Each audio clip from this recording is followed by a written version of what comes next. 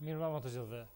Kosova ka disa vjet që është stabilizuar me furnizim me energji elektrike, mirë po rrugës po dalin probleme të reja të cilat mund të destabilizojnë furnizimin e rregullt të qytetarëve me energji elektrike. Procesi i shpronsimeve është një nga sfidat e ralla të korporatës energjetike të Kosovës, për çka do të diskutojmë sonte me drejtorin e KEK-ut zotin Albin Gjuka. Mirë mbrëma, mirëselat. Mirë mbrëma, faleminderit për ftesën.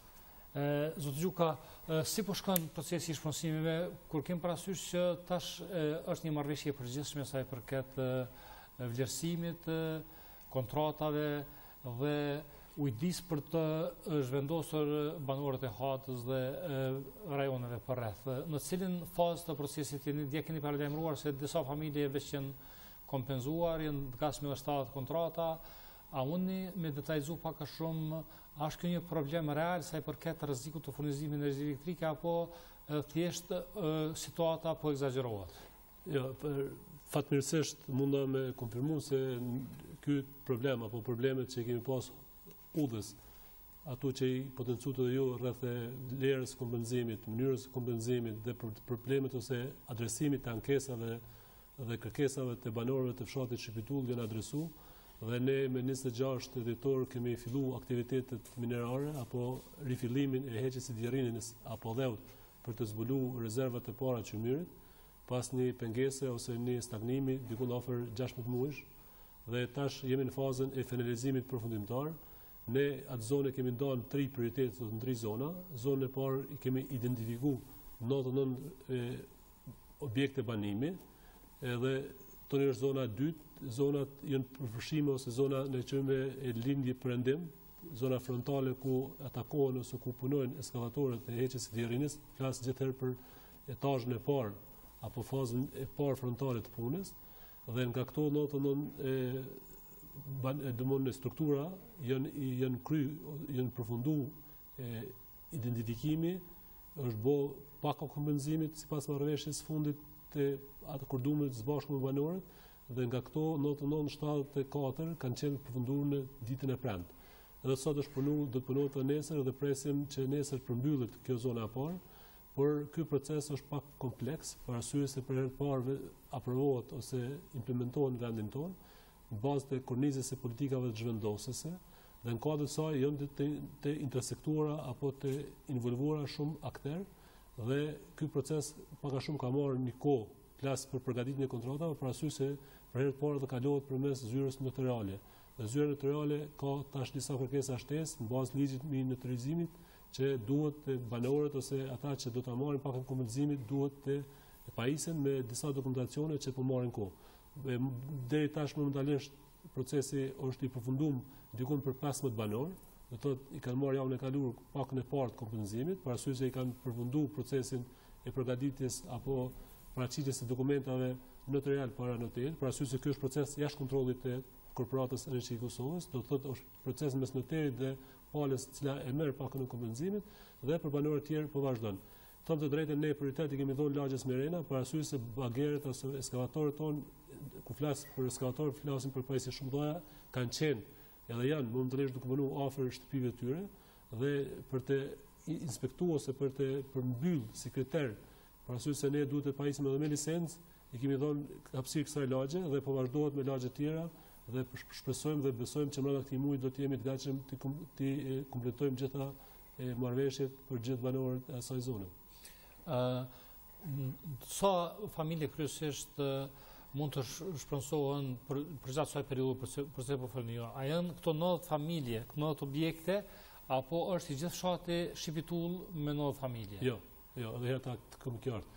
Fshati Shpitull i ka 2 zona, zonën katastrale Shpitull dhe zonën katastrale Hade, dhe në bazë të regjistrimit të komisionit që është bërë në terren, janë diku afër 277 struktura. Domthonë strukturat domthonë ndryshme, shtëpi përcjellëse, objekte ne i quajmë struktura ndërtimore. Dhe thash që ne për të pas një racionalitet dhe për shkak të vonesave të procesit, për arsye se ne për afër 16 muaj, afër 17 muaj nuk kemi punuar fare në heqjen e djerrinës, jemi detyruar të ndalim për të implementuar ato që harrova me thonë më herët, implementohen standardet më të larta ndërkombëtare ndonjëherë në një proces shpronsimit, dhe kjo në monitorimin e shumë faktorëve ose palëve të interesit ndërkombëtare. Dhe në kuadër të saj ne para 17 muajve kemi ndalë operimet dhe thash që këtë zonë ose këtu 2 zona katastrale apo fshatin Shqipitull e kemi nda në 3 pjesë prioritet, ju kemi dhënë prioritet për arsye se marrëveshja është e përgjithshme për gjithë fshatin, po kemi nda me prioritet ku shtëpitë e para ku janë afër pajisjeve apo operimeve tona që të largohen edhe tonë është zona 2, zona 3, domthonë gjithsej janë 277 struktura. Sa kushton krejtësisht të shpronësimit për 277 strukturave? Është 25 milion apo 15 milion? Jo, nuk është 15 milion, ka mrit të vlera diku 25 milion euro, por e thash edhe herë tani në momentin kur përpilu marrëveshjet individuale për secilin, kjo kur thash standardet më të larta ndërkombëtare, këtu nuk nënkuptohen vetëm pagesë klasike, do të thotë e pasurisë të lëshme dhe palëshme, por janë disa matrica ose disa të drejta që u njihen banorëve, që deri tash nuk janë implementuar ndonjëherë në vendin tonë, bëhet fjalë edhe për rithemelimin ose risocializimin që zhvendosurit mos të afektohen nga ky proces, që nënkupton përpos pakos kompenzimit për pasurinë e tyre, banorët kanë edhe ju njihen drejta tjera ose kompenzime tjera që ata të rifillojnë jetën në ambientet ku ata dëshirojnë. Janë 2 mundësi dhe kjo shifër ende nuk është përfundimtare, për arsye se procesi vazhdon dhe është e mira se ka disa filtra ose kontrolle. Në herë ka kontrollin brenda ku do të thotë komisioni e përgatit ofertën, e përcjell te banori mundet me edhe ka të drejtën e korrigjimit. Nëse mbërrihet një konsensus mes banorit dhe komisionit që ka përgatit ofertën, atëherë shkohet të noteri. Në rast të kundërt, banori ka drejt të ankohet në shkallën e dytë, i cili është një grup i shqyrtimit të ankesave që përbehet jashtë kontrollit kekut nga Ministria e Mjedisit, Ministria e Zhvillimit, Komuna e Mobilicit, Ministria e Mirëqenies Sociale dhe në antarë për kekut që ky grup i 5 antarëve i kthen përgjigje meritore të ankimurit në rast të ka në kontest apo në okterësi. Mirë, po marrëveshja aktuale juve ju lejon që të kryeni punë në terren, më nuk pa marrë parasysh të drejtave tyre për ankesat të mund të tjeshme, ju mund të kryeni punë tuaj në terren. Po, nëse më lejohet vetëm ta serë edhe në kuadër të saj, që kështë duke përfundu. Dhe në kuadër të saj, banorët kanë drejt edhe të marrin pakon, ku ne kemi është një zonë që zbashku me Komunën e Mobilicit dhe Ministrinë e Mjedisit, i thonë Shkabaj, ku janë vendosur disa parcela apo place ku banorët mund të zhvendosen, qoftë në mënyrë kolektive, domthonë flasim familje me familje, apo në mënyrë individuale, apo kanë drejt që nëse kanë një shtëpi të dytë dhe e konfirmojnë, dhe kjo sipas standardeve më të larta detyrohen që të konfirmojnë që ata kanë një shtëpi dytë dhe kanë adresë ku banohet, për arsye se ideja ose qëllimi kësaj pakos është që ata mos bëhen raste sociale, atëherë mund ta nxjerrin pakut që të marrin kompenzim në vend që të marrin plac apo troll në lagjen Shkabaj. Edhe në kohë të saj pako kompenzimit ose kosta kompenzimit e mrin vlerën diku afër 25 milionë euro për 52 hektar që vendosen në këtë. Do thotë llogaritet brenda kësaj llogaritet edhe placi. Gjithta domthonë varësisht për domthonë është në dorën e lirë ose në vullnetin e lirë që i zhvendosuri të zgjidh pakon e cila është i përshtatet konform me gjendjes faktike që ka. Ajo që thatë më herë, ndërsa ne me 26 dhjetor kemi filluar aktivitetet dhe nga ajo ditë për çdo ditë largohen diku afër 26.000 deri në 33.000 metër kub dhe cila është një dinamikë e mirë dhe kjo edhe fal kohës që ka qenë e volitshme ose ka pas kushte klimatike që ne ta kryejmë këtë operim për arsye se në kushte normale gjatë dimrit ngec për shkak të problemeve teknologjike të heqjes së dirinës. Para se menduar të heqja dirinës të ndalim edhe pak te procesi i shpronësimit për me qartësu, pasi që po bëhet fjalë për zhvendosjen e një numër të madh banorëve dhe ata kanë të drejta edhe pronësore dhe sociale, edhe të drejta tjera të emocionale me vendlindjen dhe vendin ku kanë jetu. Vendbanimet apo pllaset e ndarë në fshatin Shkabaj janë të pajisura me infrastrukturë përcjellëse, me rrugë, me kanalizim, me ujësjellës, edhe cila është e drejta e banorëve, a kanë të drejtë të marrin aparate gasme apo ato kompenzohen brenda këtij pllaci me një plan ndërtimor dhe me material ndërtimor. Si shkon çështja e kompenzimit? Spari zona apo placet ku vendosur ose parcela ose pjesa ku është identifikuar si zonë ku do të zhvendosen gjitha fshatet dhe në tarmen, është në Shkabaj dhe aty bëni investim zbashku Keku i ka pagu mjetën, ndërsa punët i ka kry ministria, ka pas një memorandum mirëkuptimit, ka shumë kemi qenë disa herë vizita, ka ankesa se disa pjesë nuk funksionojnë si duhet, po në bazë të informatave që e kam për këto pjesë, ose këto zona, ose këto për pjesën në flasë për Shkabajt, për fshatin e Shqipitull, janë parcelat të ndame dhe ka mjaftueshëm për ata që dëshirojnë të i marrin. Edhe herë duhet të theksoj, banori e ka në dorën në vullnetin e lirë që të merr plac, ndërsa e merr mjete ose kompenzim tokë për tokë. Nëse ka 5 ari aty ku ka shtëpinë, do të merr 5 ari në Shkabaj, ndërsa planin edhe këtu nuk i kufizohet, por ai në mënyrë të lirë e vendos se si do të ndërtoj shtëpinë, ndërsa kompenzimin e bën Keku duke e kompenzuar shtëpinë e vjetër. Apo ne e quajmë shtëpi zavendësuese.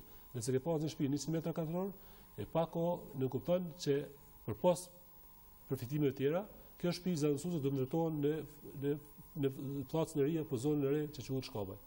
Këto mjete japën mjete financiare në bazë metër katror, si para të gatshme apo si material ndërtimor? Jo, i japën si para të gatshme. Duke vlerësuar metrin katror të shtëpisë paraprake. Po, në bazë të vlerësuesit i cili e ka vlerësues i licencuar, i cili e ka vlerësuar që kjo kosto e ndërtimit as shtëpisë vjetër apo shtëpisë ku zhvendoset do të jetë mjaftueshme për ndërtimin e një shtëpie të njëjtë me metra katror të njëjtë në zonën e re. Sa ka qenë vlerësimi për metër katror për shtëpi banimi? Pa marrë parasysh objektet përcjellëse, objektet përcjellëse janë vlerësuar në mënyra të ndryshme. Jo, unë flas përzi kështu, ka pas një vendim qeverisë dhe gjitha shtëpitë ose konstruktet ku kanë banorët janë kompenzuar me vlerën prej 350 euro metër katror brut. Bruto. Objektet përcjellëse varësisht nga vlerësimi. Gjitha ndërtimet, domthonë në atë zonë janë kompenzuar me këtë shumë. Po thotë nuk ka përshkallëzim të vlerësimit. Nuk ka pas përshkallëzim, kjo ka qenë edhe marrëveshja që mbri, do të thotë nuk është lejuar as aplikimi i koeficientëve, për arsye se kjo ka qenë marrëveshja e përgjithshme ku edhe qeveria ka marrë vendim ekskluziv për këtë çështje.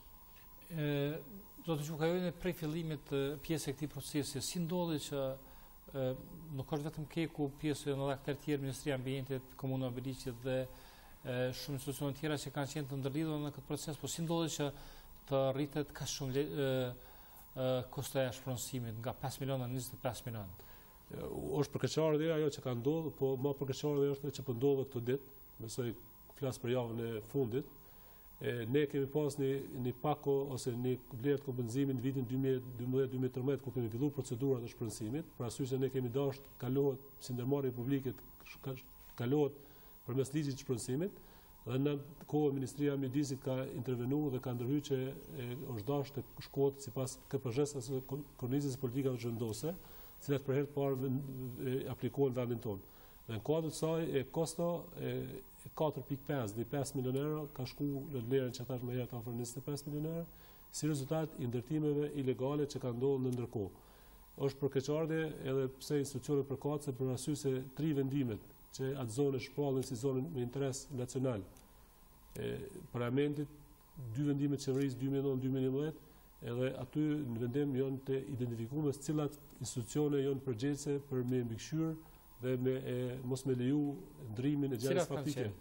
Jo në Ministria e Mjedisit me bashku me Komunën e Biliqit, edhe vazhdimsi Keku ka dërguar shkresa pra gjitha institucionet, jo vetëm këty 2 institucione, por institucione tjera që në zonë kanë filluar aktivitete dhe është përkeqëardhje se nuk ka pas intervenim ose të organeve qeveritare që ta ndalin ose ta stopojnë ndërtimet ku në bazë të regjistrimit katastar që kemi marrë në regjistrat Komunës së Biliqit në vitin 2013, si zona ose struktura kanë qenë diku afër 97.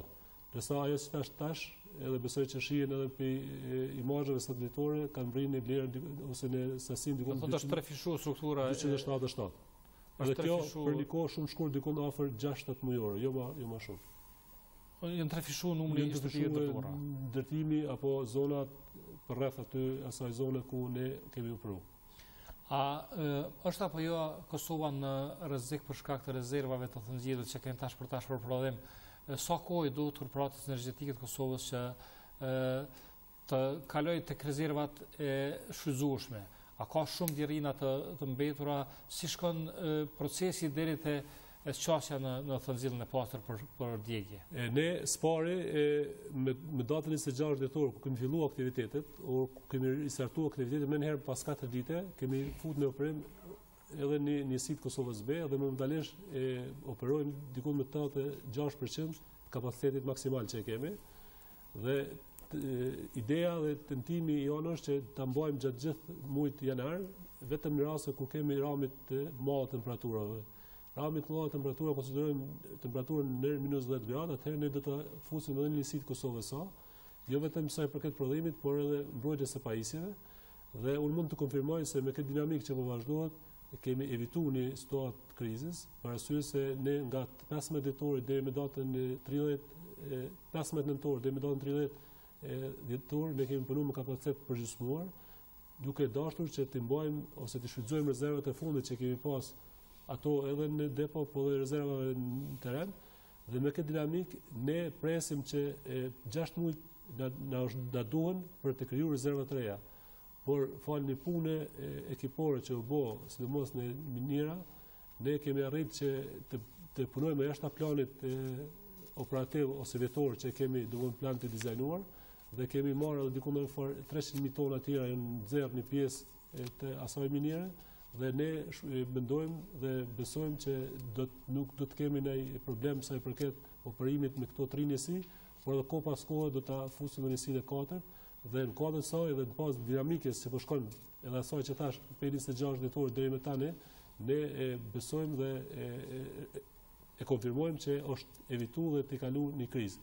Momentalisht në deponit e Kosovës A dhe Kosovës B kemi diku në afër 430.000 tona, ndërsa në rezervat e përllogaritura në vend janë diku në afër 1.1 milion ton çmyr, cilat me këtë dinamikë të heqjes djerrinës, ku ka një dinamikë të shtuar dhe ka një motivim të gjithë punëtorët, gjithë stafit, për shkak të situatës që kemi kaluar në 18 muajt e kaluar ose të fundit, jemi shumë optimist se do të kalojmë edhe këtë sit. Do thotë çështja e rezervave të thëngjillit nuk konsiderohet mos si problem për ngritjen e çmimit të energjisë elektrike për shkak të detyrimit për import. Jo, në asnjë moment korporata gjatë gjithë këtij procesi ka qenë pjesë ose ka ofruar zgjidhje proaktive dhe në asnjë moment nuk ka kriju ose nuk ka shkaktuar krizë. Ne jemi në ndërmarrje publike dhe jemi shumë koshient ndaj përgjegjësisë që kemi, dhe kohë pas kohe ju dini edhe domthonë njoftimin e opinionit për situatën, sidomos në muajin gusht, kur ne e kemi pa tullës ta njoftojmë opinionin me situatën që ne po kalojmë, për arsye se ka pas një ngecje ose nëse mund të them një avëshllek të institucioneve përkatëse për të mundsuar operimet të lira. Dhe në kodë të saj, imagjinoni ne kemi ndalë operimet në gusht vitit 2016. Dhe nga gushti vitit 2016 deri me 15 nëntor vitit 2017 kemi punuar me kapacitet plot. Do të thonë në asnjë moment elektronat nuk kanë kufizuar prodhimin e tyre si rezultat të çmimit. Nëse i thuni një kompani shumë fuqishme, edhe vetë herë ose 100 herë më fort se Keku, në flas në aspekt të operimeve, është i paimagjinoshme si kemi mujt meritu.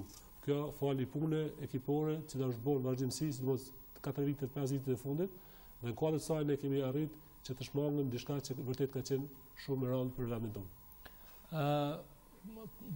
Çështja e krizës energjetike është edhe çështja e kapaciteteve pak a shumë.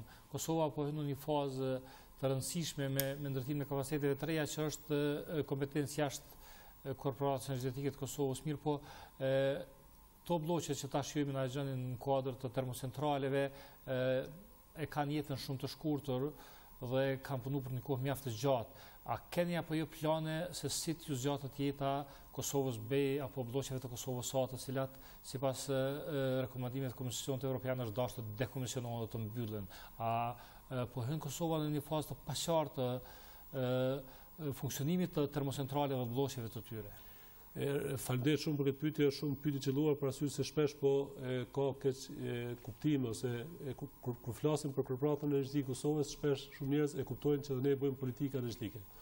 Ju dini se përgjegjës i politikave energjetike janë qeveria dhe Ministria e Zhvillimit dhe ne jemi zbatues të politikave. Unë mund të them se nga nënshkrimi i marrëveshjes kosovare janë qartësuar shumë, tash shihet rruga ka do të shkojnë flas për sektorin e energjisë në aspekt të gjenerimit, dhe në kuadër të saj ne po zbatojmë politikën zyrtare të vendit, politikën energjetike. Ne kemi bo plane dhe kemi plane sa i përket revitalizimit të Kosovës B, parasysh se këtë thotë edhe domthonë politika momentale që po zbatohet. Dhe në kuadër të saj në vitin e kaluar, në qershor vitin e kaluar është përfunduar një studim i fizibilitetit për Kosovën B. Dhe Kosova B do të zgjatet jeta edhe për 25 vite të ardhshme dhe i ka dy komponente shumë të rëndësishme. Një prej komponenteve më të rëndësishme që besoj edhe po lidhet edhe tash është më aktuale, është çështja e operimit të njësive tona kashi e direktivave apo konform direktivave sa i përket aspekteve ambientale. Do thotë Kosova B do të operon pas vitit ose pas hyrjes në funksion të Kosovës së re do të shkojnë në revitalizim total. Varësisht kur në koordinim plot me qeverinë për mos më ardh deri te ndonjë mungesë e theksuar energjisë për arsye se dini që Kosova B e mbulon afër 80% të konsumit vendor. Atëherë në koordinim me këtë ne kemi edhe një memorandum mirëkuptimi apo një akordim mes Komisionit Evropian ose përfaqësuesit të Komisionit Evropian këtu në Prishtinë, qeverisë dhe Kekut, që në vitin 2019 të ndrohen elektrofiltrat dhe pjesa e djegjes së mbrëmshme në Kazan që lidhen drejt për drejt me emisionet apo me ndotjen që momentalisht kjo është për Kosovën B. Për Kosovën B. Dhe në kuadër të saj në Kosovën A ju dini që politika zyrtare thotë që për fatën e saj do të vendosë në momentin që të hyjë në funksion terrestriali Kosova Re. Dhe në kuadër të saj në atë vit ku është pritshmëritë jonë që në vitin 2023-2024 të kemi në oprim terrestriali Kosova Re që është një prej lajeve më të mira, unë mendoj në sektor, jo vetëm në sektor, por që nga pavarësia e vendit, për arsye se e adreson çështjen e furnizimit sigurt dhe stabil për gjithë vendin, jo vetëm për vendin, por edhe në çështje tjera që lidhen me zhvillimin ekonomik të vendit, do të vendoset në fatën e Kosovës A. Ju dini që Kosova A në vitin 2013 kemi përmbyll disa projekte kapitale që lidhen drejt për drejt me operimin e kësaj njësie konform standardeve më të mira evropiane sa i përket ndotjes. Dhe në kuadër të saj është duke punuar dhe punohet në vazhdimsi që dy termocentrale, edhe pse Kosova A ka kaluar lehtësinë e vet, ndërsa Kosova B është në fund lehtësisë vet, që ti adresojmë ose ti implementojmë këto projekte që në farë mënyrë do të adresojnë në aspekte afatgjate ose në terma gjatë sigurinë e furnizimit vendit me energji stabile dhe të bollshme. Zotë Gjuka, jemi në fund të emisionit, pasi kemi një dokumentar të përgatitur për remitancat, do të me transmitu, po më intereson me veshjem të ambiente, si kanë shku projektet ambientale të korporatës për deponi dhe projekte tjera të hedhjes hirit të cilat kanë qenë një problem mjaft i madh ambientalist i korporatës energjetike të Kosovës. Po, gjitha mekanizmat ndërkombëtar dhe vendor, korporatën e kanë identifikuar me katër ndotës kryesor. Një prej tyre ka qenë deponia e hirit, domthonë hirit ku depozitohet hirit pas procesit të djegjes, flas për pjesën përballë Kosovës A dhe pjesa tjetër diku afër 800 hektar. Pjesa tjetër ose problem tjetër ka qenë transporti i hirit në kaluar, është bërë përmes shiritave transportues dhe gjatë gjithë procesit të transportimit të hirit ai ka ndodhur. Ndotës si tretë kanë qenë disa materie të rrezikshme në ish gasifikimin dhe azotikun, fenole, katran dhe materie tjera të rrezikshme, dhe e treta janë tymtarët apo elektrofiltrat, dhe në kuadër fatmirësisht, në kuadër gjithë këtyre ndotësve janë përmbyllur gjithë. Fatmirësisht është mbulu ose është rikultivu pjesa më e madhe e hapësinës ku ka pas hir deponuar nga viti 62 kur ka qenë funksion njësia e parë e Kosovës A. Është një mbjellje afër 250.000 fidane në atë pjesë, dhe gjithë pjesa është mbuluar në bazë një projekti përbashkët me Bankën Botërore dhe sipas standardeve të Bankës Botërore, domthonë ekspertët e Bankës Botërore e kanë dizajnuar këtë projekt. Dhe në kuadër të saj, edhe në Kosovën A dhe në Kosovën B kemi vendosur transportim hidraulik. Do thotë nuk ka mundotje përmes transportimit ose vendosjes e depozitimit të hirit në kalumen që është bërë nga procesi i djegjes deri te vendi ku deponohet, tash deponohet në hapësina apo në gropat ku është hek Cmimi dhe janë dizajnuar të rregulluar sipas standardeve më të mira ndërkombëtare, dhe aty bëhet deponimi i hirit përmes procesit hidraulik, domthonë përmes gypave dhe pa ndotje, janë azësuar dhe eliminuar gjitha materiet të rrezikshme në gasifikim dhe azotik.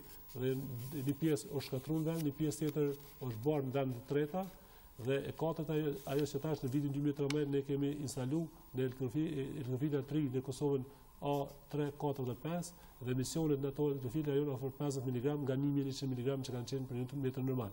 Gjitha këto projekte korporatës i kanë kushtuar afër 58 milionë euro, por vazhdimsi jemi duke punuar edhe me disa projekte tjera që është gjajka japoneze ku do të kemi një monitorim online, që ka qenë kërkesë e vazhdueshme për dy njësitë, edhe në Kosovën A, në Kosovën B, dhe projektet që thash përmes Komisionit Evropian në investimin në elektrofiltra dhe procesin e djegjes të Kosova B.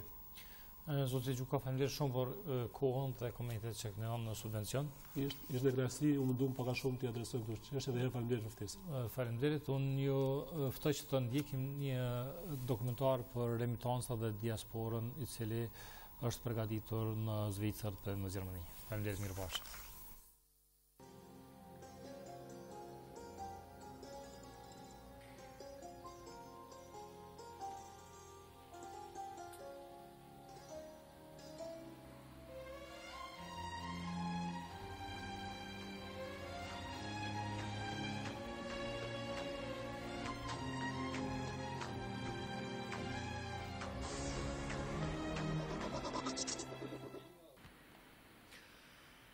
Diaspora kosovare ka ruajtur lidhjet emocionale dhe shpirtërore me sukses me vendlinjen për disa dekada me radhë.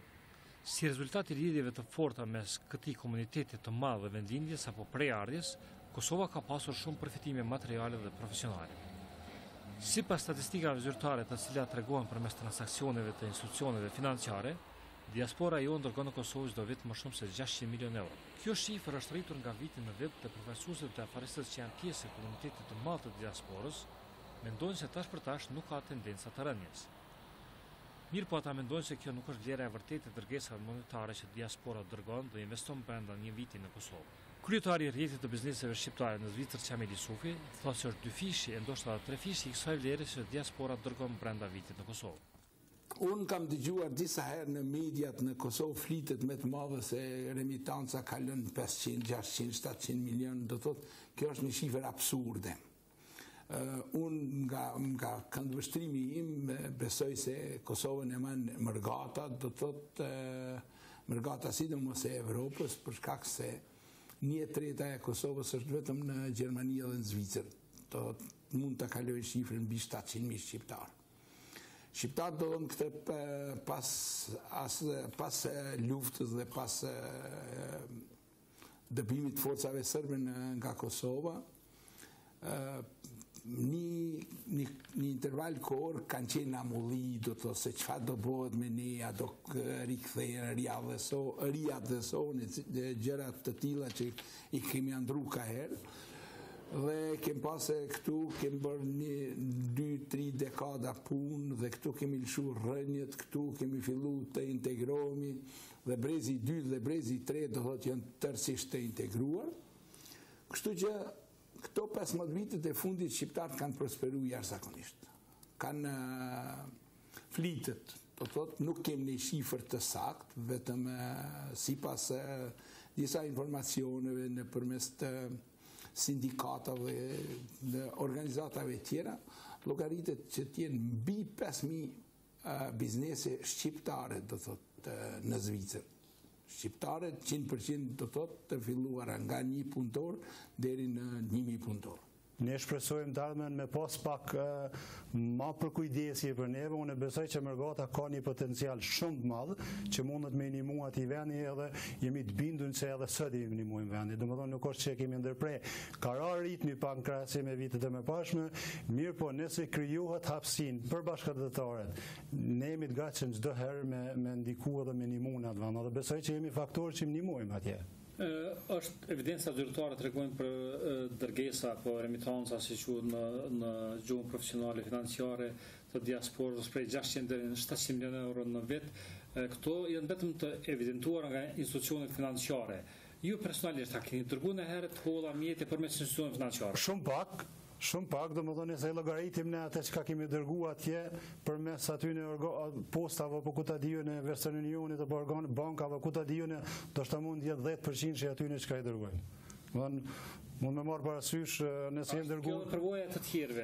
Besoj që po, të shumica po. Ndoshta mund të ketë një numër më të madh njerëzve të biznesit që dërgojnë përmes bankave për arsye të ndryshme, po privat janë shumë pak ata njerëz që dërgojnë përmes bankës apo postës, janë ato të holla që dërgohen kryesisht janë të holla që i bartin me vete janë me dhe janë po them spaku 90% që atyne që janë deklaruar.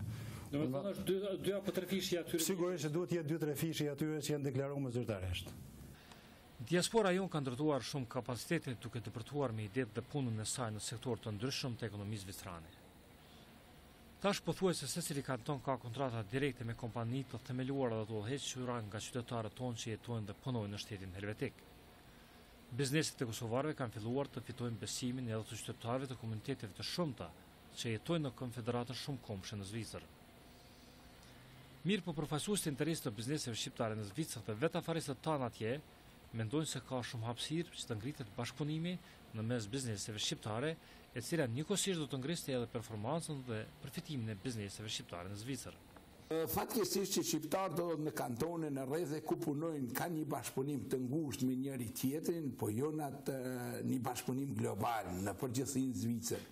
Dhe kjo fatkeqësi është që neve nuk kemi arrit të deportojmë edhe në porën e fundit që të avancojmë atë se bashkëpunimi i shqiptarëve në mes vetit është kusht i domosdoshëm për të prosperu, do thot vetë, për prosperu, do thot biznesi i tyre, për ta integru biznesin shqiptar mes shqiptarëve dhe pikërisht këtu ku jemi të integruar, dhe të një bashkëpunim i mirëfillt që një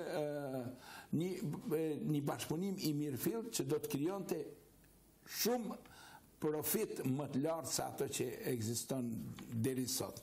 Prandaj në rrethet të ngushta janë akomodu dhe 15 biznese afaristë që njohin njëri tjetrin, gjëra të vogla, po jo në aspektin global, do thotë që të merren për shembull një nga afaristët e Lozanës do të merret me afaristët e Çiriut, do thotë në kushtet e veprimtarisë zgjeruar.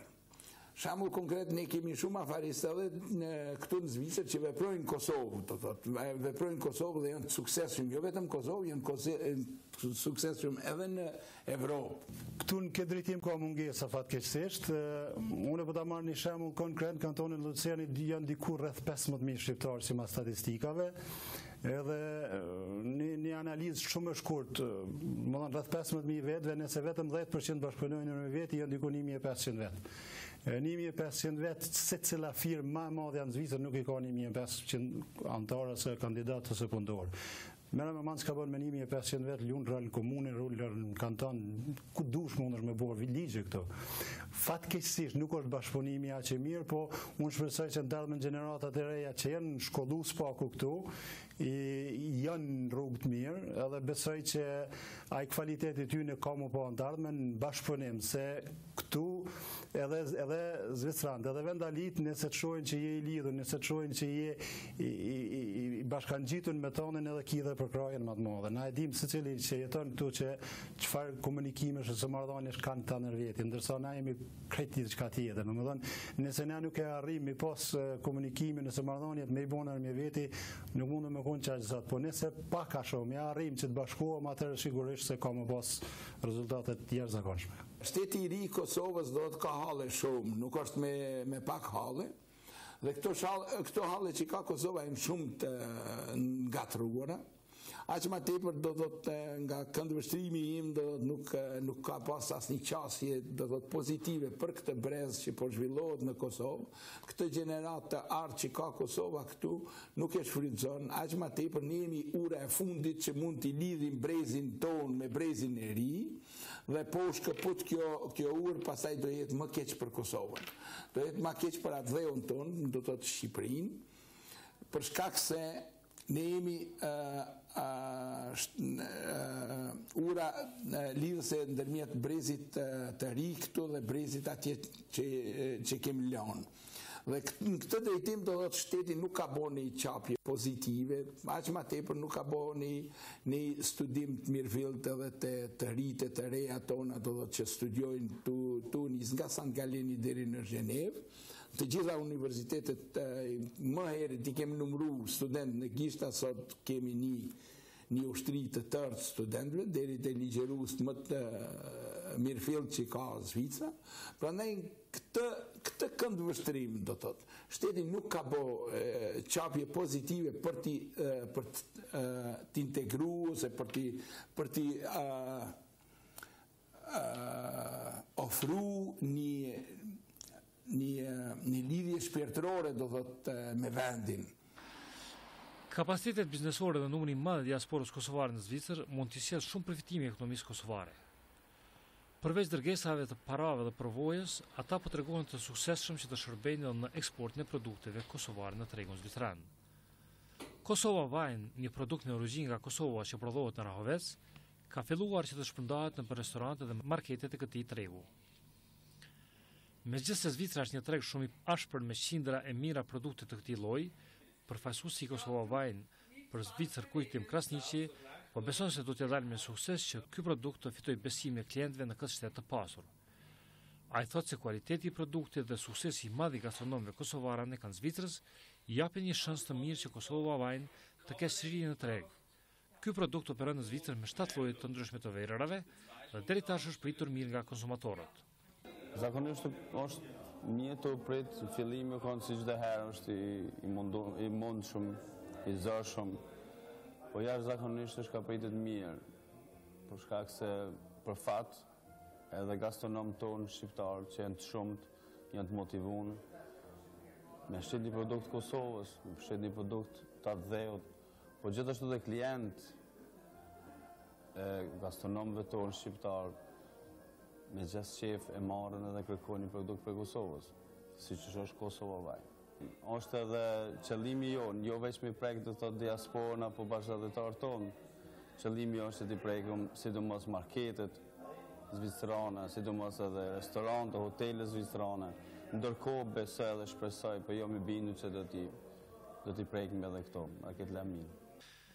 Një përparësi tjetër për hyrjen e produkteve kosovare në Zvicër, Krasniqi është edhe përvojën që kanë disa distributorë të produkteve tona, të cilët përveç restoraneve tash kanë depërtuar me produktet tona edhe në rrjetet e marketeve të komuniteteve tjera në Zvicër. Also, Sie sind sicher mal froh, dass Sie sind überrascht, dass Kemi pasur një ndjenjë jashtëzakonisht të mirë te klientët kosovar pas ofrimit të këtij produkti në marketin tonë. Kosova Wine është një produkt me kualitet të lartë, mirë po përdorimi i kësaj vere në tavolinat e tyre është edhe pjesë e identitetit të tyre kulturor nacional.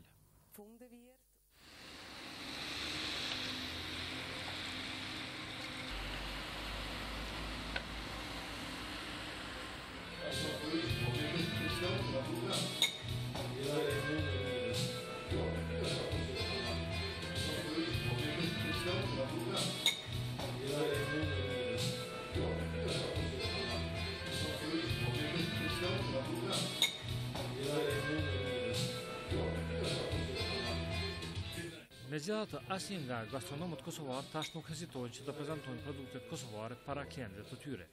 Është vend i mirë. Vendi i Kosovës është shumë vend i mirë.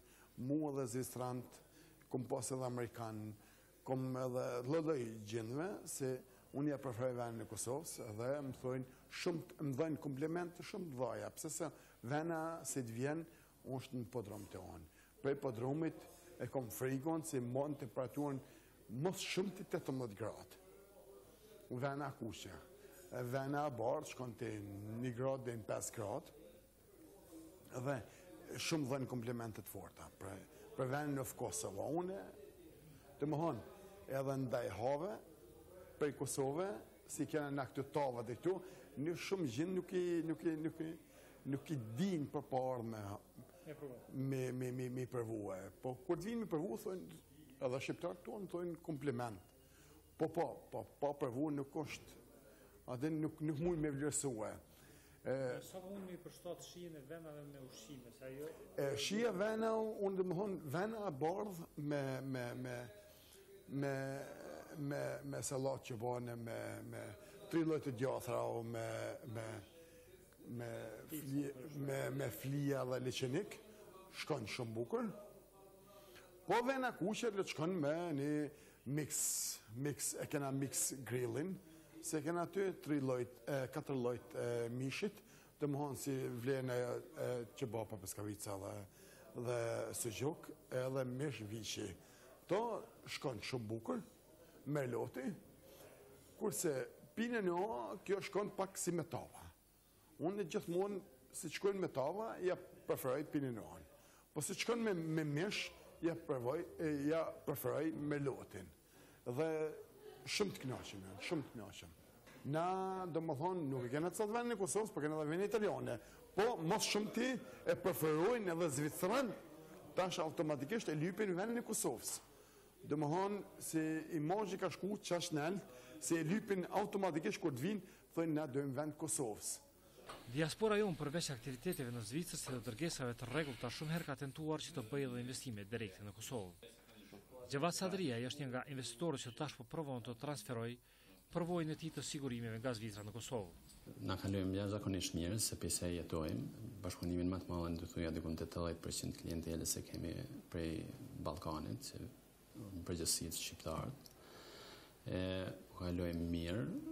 Për hir ty ne kemi hapë edhe një firmë në Kosovë, që do të jetë ndërlidhur në njëjta firmë sikur është në Zyrich edhe në Kosovë, që do të jetë një ndërlidhje në mes vendlindjes edhe Zvicrës, këtu ku jetojmë. Funksioni i saj në Kosovë do të jetë i njëjtë sikur në Zvicër. Llogaritim që një përvojë këtu në Zvicër që kemi vënë në laminë e sigurimeve me bartë edhe në Kosovë. Stafin që kemi licencuar atje kemi ushtruar.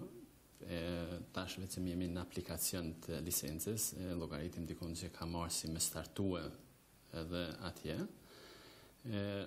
Besoj që do të kaloj mirë, gjitha marrëveshjet që kemi filluar me sigurimet që veprojnë në Kosovë, i kemi para përgatit, kështu që besoj që ndalmen do të kaloj mirë. Çka do të jetë funksioni i firmës në Kosovë praktikisht? Çfarë funksioni do të ketë ajo firmë? Funksioni do të ketë fillimisht ndërmjetësues, se do të bëjmë punën e njëjtë sikur e bëjmë këtu në Zvicër, edhe përgatitja e kuadrit pikërisht në Kosovë. Këtu të gjithë bashkëpunëtorët që kemi të certifikuar, ndërsa presim që edhe në Kosovë me përgatit një kuadër, që edhe me marrëveshjen bilaterale që pret të ndallen me Zvicrën, që veç kuadri janë të jetë i përgatitur edhe si firmë. Se edhe emri i firmës është i njëjtë sikur këtu në Zyrich. Ideja për bajrëtin e këtij lloji të njëjtë veprimtarisë në Kosovë sipas tij ka si qëllim edhe ofrimin e shërbimeve të njëjta për klientët e tij që kanë pasuri të palojshme dhe aktivitete biznesore edhe në Kosovë. Ne planifikojmë që me klientelën që kemi këtu, edhe njëjta klientelë është edhe në përpushime, kanë edhe objekte atje, kanë shtëpia, kanë njerëz të afërm të familjes, që me bardh vlerën e sigurimit, ose pikërisht që për sigurimi është vetëm mbrojtje e një buxhetit një familjes ose të një firmës, për raste të jashtëzakonshme. Ndërsa te na informacioni në masën popull unë e peshoj si është i mangët, se shumica e njerëzve jo që ka më pagu sigurim, pse me pagu sigurimin, po sigurimi është zakonisht mbrojtje e buxhetit të familjes, të firmës, ose të objekteve të ndryshme që mos me psue. Tash kemi disa dome në Kosovë vetëm që kanë ndodhur, që kanë qenë të pasiguruar, edhe njerëzit janë detyruar si me mbyll farmën krejt shtalla. Kemi raste për shembull, ka edhe raste për shembull shtëpia ose jetë edhe pa shtëpia, e mungesa e sigurimeve e ka bërë që edhe familjet mbyllin gjendje ekonomike. Kështu që na kemi bërë përvojë gati, kemi pitë në të pestës në Zvicër, edhe e bëj këtë punë me gjithë dëshirë, me kënaqësi, se gjithmonë jem pranë klientelës e llogaritë që të njëjtën punë me bëllë në Kosovë. Profilizimi i kompanive kosovare në ndërmjetësimin e sigurimeve ka bërë që shtrirja e tyre të jetë evidente në të gjithë territorin e Zvicrës dhe t'ju shërbejë jo vetëm diasporës sonë, por edhe komuniteteve tjera. Këto kompani tash kanë përvojën dhe profesionalizmin e mjaftueshëm që të ofrojnë secilën këshillë për klientët e tyre, qofshin ata klient familjar, individual apo afaresë ndryshëm. Izë Consulting me seli në Krijanca afër Lucenit, tash është në shërbim të secilit konsumator dhe ofron të gjitha llojet e produkteve të sigurimeve, varësisht nga nevoja dhe kërkesa. Puna jonë përgjithësi është, domethënë me sigurime, përgjithshme, ku në Zvicër ekzistojnë mbi 300 sigurime, që njëna na kemi kontrata me shumicën e sigurimeve, me shumicën për këtyre sigurimeve, ndërsa shërbimet që ofrojmë klientat janë ndryshme. Ty fillu për sigurime shëndetësore, sigurime të automjetëve, sigurimi pasurive, kredit, mbushjen e tatimit, gjitha me radhë, domethënë shka i përket onë sigurimeve. Ne që ka i ofrojmë klientave janë ata si mas dëshirës, domethënë të sigurime shëndetësore kemi mundësi disa oferta me bërë sigurimit klientit që tjetë i përfaqësum, dhe më thonë, gjitha ato lamisë që ka kërkanaj, po më varësisht edhe prej kërkesës tina i përmbushim, dhe më thonë, tentojmë me përmbush kërkesat e tyne. Mirë po, keni lëshmërit produkteve që mundi me ofru për klientit? Pa tjetër, lëshmëria ma e madhe të këtu ekziston të sigurime shëndetësore, aty janë ndryshme, dhe më thonë, edhe ato ja përshtatim se cilit për atë që ka i duhet. Jo të shkojmë në atë sistemin që të mbulojmë gjona që ka nuk i vynë klientave, ajo është edhe puna jo në kryesor, dhe më thonë, jemi të specializuar në drejtim që të përshtatim se cilit atë që ka e dëshiron. Ju punoni me gjeneratat të ndryshme, me komunitetet të ndryshme të shoqërisë zvicrane. Sa mundi me ndihmu gjeneratën e parë të diasporës sonë, e cila nështë ka pak mungesë të njohurisë së gjuhës profesionale edhe të ligjeve zvicrane? Pa tjetër, dhe më thonë është fati mirë që kohët e fundit, sidomos gjeneratat e reja, jenë specializu në drejtimet ndryshme, sa i përket sigurimeve, edhe sigurisht që gjeneratave të vjetra ju kemi gjetë shumë, pavarësisht se çdo njoni nuk e ka familjen këtu, domethënë ka njerëz që akoma janë të vetmuar dhe nuk e dinë s'pari ligjet, dyta nuk dinë se tregi si funksionon definitiv, kështu që ju kemi gjetë me ato mundësi tona. Është mirëpritne, është sigurisht edhe profitabili për ata, po sigurisht edhe për neve, po mas shumë dhe për ata. Për arsye se një shumicë e njerëzve hezitojnë me marrë informatat e duhune të njerëzit që nuk i kuptojnë. Ne jemi në gjuhën tonë, do më thoni kemi mundësi klientave, sidomos aty në shqiptar, me dhoni informacionet e duhune në gjuhën e vetë. Dhe për atë arsye, do më thoni janë shumë të knaqur një pjesë e tyre që kanë mundësi me pas kontakte me neve, që mi sqaruar ato gjëra që nuk i kanë qarta. Do të thonë kjo përshirë si një domosdoshmëri për një pjesë të popullatës shqiptare që jeton. Pa tjetër, definitiv. Nuk është vetëm të gjeneratat e vjetra, ne kemi problem drejt me tregu më shumë të gjeneratat e reja, për arsye si janë mësum që për gjeneratat e vjetra me i pas gjithat përgatitne, kur vinë të rastet që ndohen nga familja ose jetojnë vetëm atër kanë probleme me onën e sigurimeve, nuk janë në gjenje, nuk janë përgatitur. Edhe nuk është që vetëm të gjeneratat e vjetra, po edhe të gjeneratat e reja kanë nevojë. Sigurisht rritë ma shumë flasin gjuhën vendit këtu ku jetojmë, po për neve nuk është problem, dhe më dhënë dygjësia dhe ajo dhe kjo, po si dhe që tjetë në gjuhën Shqipe janë mirësarë dhe një formatat për secilin këtu. Sa po mundi me fitu besimin e komuniteteve tjera si ndërmjetësuesi ofrimit të produkteve të sigurimeve? Sigurimet janë vendore, do më thonë ne bojmë vetëm ndërmjetësimin ndërmjet palës dhe klientit, është një problem jashtëzakonisht i pam treg besimit të këshilltari. Ne kemi një fat të mirë që kemi një përvojë kogja gjatë me sigurime edhe kemi atë përvojën e duhur që i duhet klientav. Fati jonë është që e kemi besimin e tyne edhe besimi ndërsjellë funksionon çdo herë, do të thonë nuk është fort me rëndësi të sigurime se cili me emër është ai, apo ky, po është me rëndësi vetë të këshilltarit se çfarë sigurimi i ofron klientit. Për arsye se klienti e ka besimin e këshilltarit, edhe aty është ajo që funksionon ndërmjet klientit edhe sigurimit.